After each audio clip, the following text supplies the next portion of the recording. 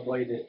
Are most countries rich or poor? Are most people rich or poor or middle class? Many people blame their governments, parents, and others for the incidence of poverty. But what are the causes of poverty? Number one, location, family, country. Number two, lack of natural resources. Number three, lack of foreign investment. Four, lack of technology. Five, political strife. Six, quality human capital, alcoholism, drug addiction, teenage pregnancies, unwed mothers or fathers, broken family, inadequate education. In the section to the right, please elaborate on what you think are the causes of poverty and what are the best ways to avoid poverty. Okay, so first we're going to talk about whether most people on the planet are rich, middle class, or poor. Okay, and let's look at the numbers. Let's look at the data. Let's find out based on data or information what the situation looks like in the world. Okay, let's go here and look at. Um, let's see. This is the list of countries by gross domestic product in dollar terms per person. Okay, so this is dollars per person for about 200 countries that we have on the planet. And let's go to the bottom of the list, and we get to the bottom of this. And apparently Burundi is the poorest country in the world. People in Burundi are not making $300 a year. They're not making $300 a year, less than $300 a year. Okay, and we go up the list, and all these countries, people are making less than $1,000 a year. Okay, it's a pretty big list. Finally, we get to Tajikistan, where people are making about $1,000 per year. Okay, and then we go up the list. People are not making 2,000, less than 2,000. Finally, we get to Laos, and people are making about $2,000 per year. Okay, then we keep going up the list. People are not making 3,000. Finally, we get to Vanuatu. People making about $3,000 per year. Okay, we go up the list. They're not making 4,000. Finally, we get to Eswatini, and they're making about $4,000 per year. Okay, keep going up the list, and less than 5,000. Finally, we get to Kosovo. No, to Tonga, and people in Tonga are making about $5,000 per year. Okay, now we're about halfway up the list. Keep going.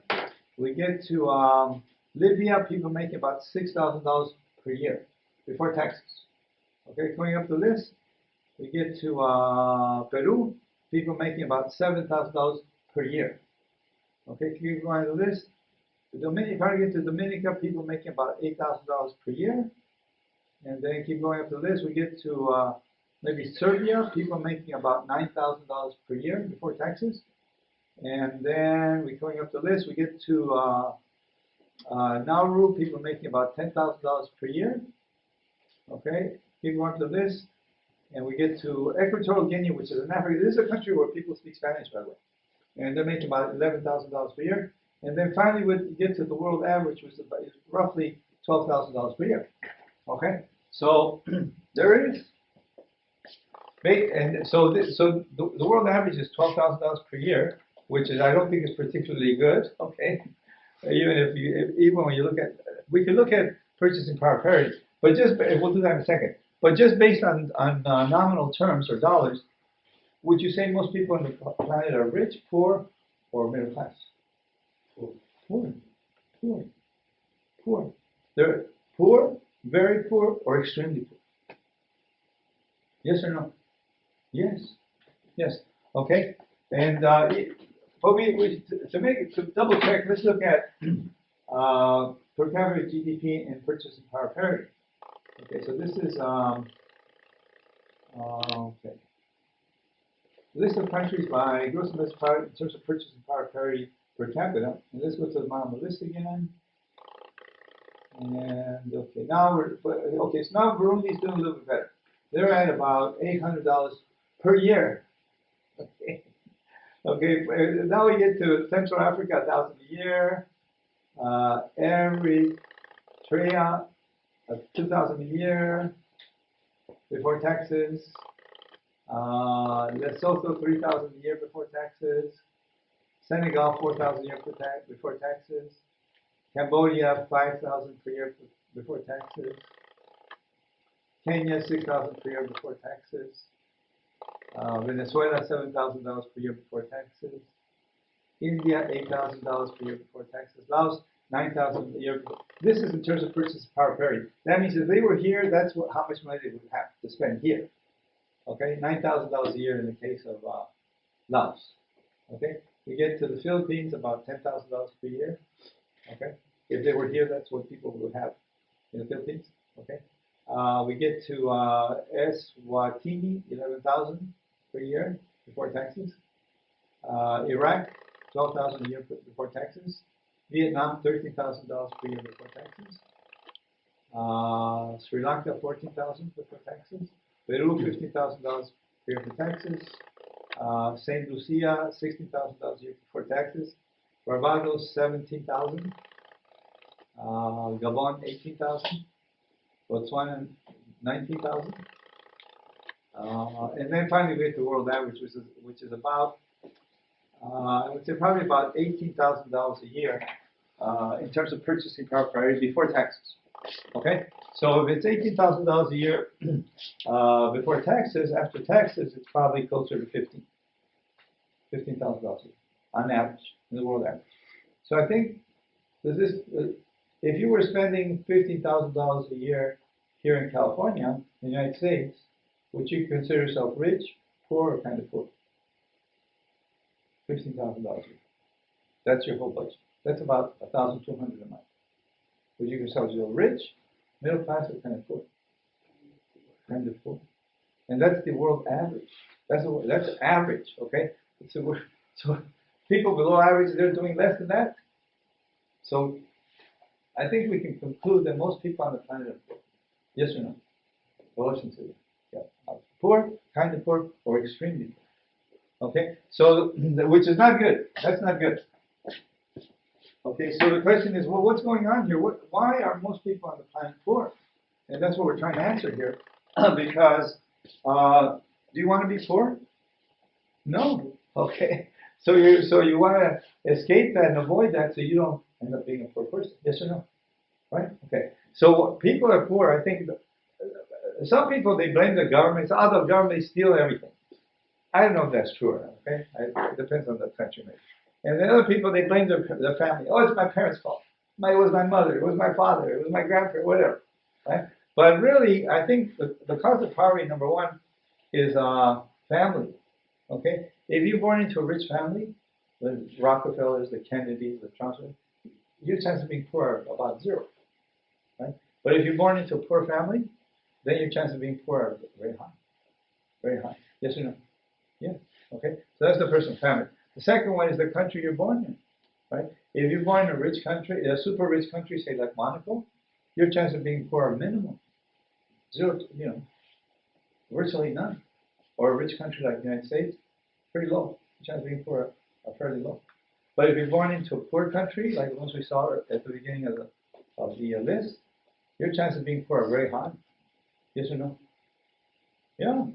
Let's look at an example. If let's see, it doesn't matter which list we look at. We'll look at this list. Well, no, let's look at this. Okay, if you were born, let's say you were born in Burundi, okay, and people in Burundi they're making less than $300 a year on average. Okay, are you going to be if you were born in Burundi and you grew up in Burundi, you're working in Burundi, you think you're going to be poor? You're going to be destitute, not poor, destitute. Okay, so the country you're born in is another major factor that drives the reality of poverty. Okay. So it's the family, the country. The other thing is some countries don't have a lot of natural resources. Let's say you were born and grew up in the sub-Saharan desert in Africa. Okay, what are you going to grow? What are you going to eat? How are you going to make money? There's nothing there. There's just sand. Okay, maybe you can put sand in sandbags and sell the sandbags. I don't know, but there's not much to be done there. Okay, so Some countries don't lack natural resources. That's not helpful. Okay. Reason number 3: lack of foreign investment. Okay. People don't want to invest in your country. I'm not sure, but I suspect that this is an issue in Vietnam because the French took over Vietnam. They got control of Vietnam, and then the Vietnamese shot them out of the country with guns.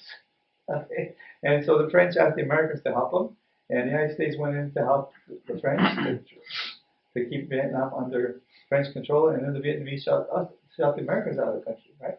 So after that, there are probably a lot of people in the world who are reluctant to invest in Vietnam. They think, if I invest my money in Vietnam, my time and money in Vietnam, there's a chance I'm going to get shot out of here, out of this country, right? And so they're like, oh, I got to think about this, you know. So that's a problem, foreign investment power. Okay. Then lack of technology. Some countries don't have technology. There actually very few countries have leading edge technology, and you can count them on one hand. Okay. What are the countries that have leading edge technology? The United States, right? Who else? China. No, not China. China, they have a reputation for just copying people's technology. They don't have, they have, basically people saying that China just has copycat technology.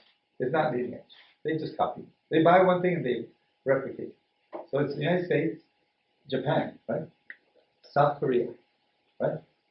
Germany, and maybe Israel. But Israel's technology is, a lot of it's related to the military. That's why they were able to defeat all the Muslim countries together by themselves. Okay, so it's 4 or 5 countries that have leading technology. All the other countries don't have this. They don't have this. The French think they do, but actually they don't. They want to be, but they just want to be. Okay? So they have to buy the technology from these countries, from the United States, from Japan, from Germany, from South Korea, or maybe from Israel. That costs money. Right? So that's another problem. That's another factor that leads to poverty. The 5th factor here is political strife, right? People fighting with each other instead of cooperating, right? This is not helpful. This contributes to poverty. The best example right now is probably Syria. There's a war in Syria. There are about 30 different groups in Syria, and they basically hate each other, and they're killing each other. Okay, that's a lot of political strife. That contributes to poverty. Right? These kinds of wars. Okay. Right now, another good example is Ukraine. Right? Ukraine has 2 major groups. They have Ukrainians and they have Russians, and they're killing. Right? So political strife can also contribute to poverty. And number 5 is the quality of human capital. So some countries have a lot of alcoholism in their countries. The most notorious of which is Russia. The average man in Russia, the average man in the United States right now, today, is living to about the age of 72, plus or minus 5, right now. You're younger. You're not 72. Okay, you're like 27 or something. So you're going to live longer than that. But right now, if you were 72 in the United States, you're a male, right? You say there's a good chance you're going to die soon. Okay, but in Russia, the average Russian man is not making it to 60. The average Russian man is maybe living to 60. This is one of the reasons they admire Vladimir Putin so much, because he's almost 70, he's still alive. Okay, but one of the reasons the Russian men have such relatively short lifespans is because of alcohol. The weather in Russia is horrible. Yes, sir. During the war, Yes. the water was very dirty. The water was very dirty. They couldn't drink it. So vodka was more still. So vodka was more clear. They started drinking vodkas. He said when they asked, they were saying that they cannot drink water because it can cause diseases. So vodka is simply more clear, It's like, so they can get their thirst. I guess this is how they started. That's how it started. So what he's saying after during World War II, right? Yeah. After when the water was clean water was in short supply, so they substituted vodka for water. Right? But this has led to very high levels of alcoholism among men in Russia. So they're dying around age 60. Okay, that's not good. That's not good. Okay, and the second one is drug addiction. We have a problem in this country with alcoholism too. Okay, not severe. Number 2 is drug addiction. Right? Have you guys had a chance to go to downtown LA and see all those homeless people? Okay, they're mostly drug addicts, alcoholics, drug addicts. Some of them have mental issues. But sometimes they have mental issues because of the drugs, right? They put so many drugs into their system that the drugs burn their brain cells, and now they have mental issues, right? So that's another that'll lead to contribute to poverty. Teenage pregnancies. Okay, do you think it's a good idea to become a teenage parent? Why not? Why not? Well, why not? Future. You feel what's your future? Yeah, it's not a good idea. Because why not? Because I have plans. You have plans Yeah. for your life, Yeah. and then you have a child. What's going to happen to your plans? Change everything. Change everything. Right? Yeah. Probably right. You're a teenager. You're almost a child, right? I mean, you a few years ago you were a child. Now you're a teenager, and now you got to take care of another child, right? Trouble. That's going to lead to poverty. Okay. Also, unwed mothers, unwed fathers, right? You're not married. You have a child, and now you're on your own. Right? You are on your own with the child, and you don't have a spouse or somebody to help you with the child. Right? You're paying the rent. You're paying the food. You're paying the babysitter. You're paying the diet. You pay for everything because you're not married, man or woman. Right? That's another contributor. Broken families. The divorce rate in the United States is about 50%. Okay, that's a problem because once you have a broken family, before you had a broken family, you had one house pay, one rental payment, or one mortgage payment, right? And you could get by with one car, right? Maybe some couples do. They only have one car, right? But now you got divorced. Now you have two payments, right? Two mortgage payments, two rental payments, two cars, two gas bills, two electrical bills, two everything. That's going to lead to poverty. Right? So this is why probably one of the reasons why many religions dissuade people from getting divorced. They're like, I hate being married to this person, but if I get divorced, it's going to be worse. It might be worse. You better be married, right? And well, like the Catholic Church, I think a lot of Brazilians are Catholic, huh? Well, Yeah, right? Yeah. I think the largest group of Catholics are in Brazil, right? Yeah, number one, the most. And Mexico, number two. Right? So the Catholic Church says once you get married, you cannot get divorced. Right? Pretty much. That's what they are. Because of this, okay? They're not stupid. Okay, you get married, you have children, you get divorced, you're going to create more poverty. Okay?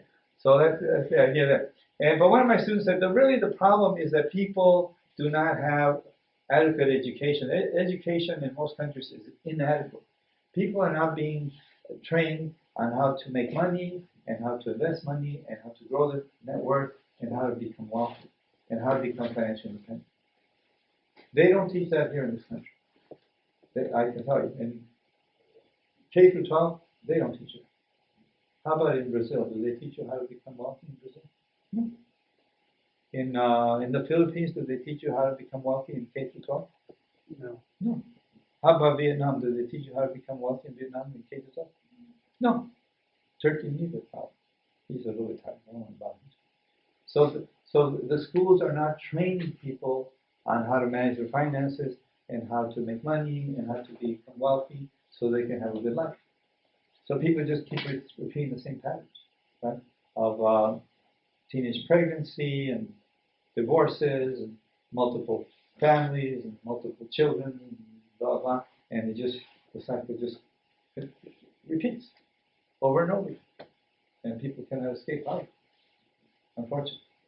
Okay. But tell me about that. What do you think? Especially think about it in terms of your country, the country you're from, and how does this apply to your life and to people in your country? Yeah, I can tell you, in Mexico, Mexico has a problem with alcohol. It's a kind of tradition, you have a cerveza or tequila, right? So it's a problem, okay? And teenage pregnancies are a problem there, and unwed mothers are a problem and fathers there. Broken families, not so much, but not necessarily great, right? So then you have a better idea of why people are poor or why people might be poor in the country that you grew up in. Okay, this is the answer. This is what we're gonna solve. Okay,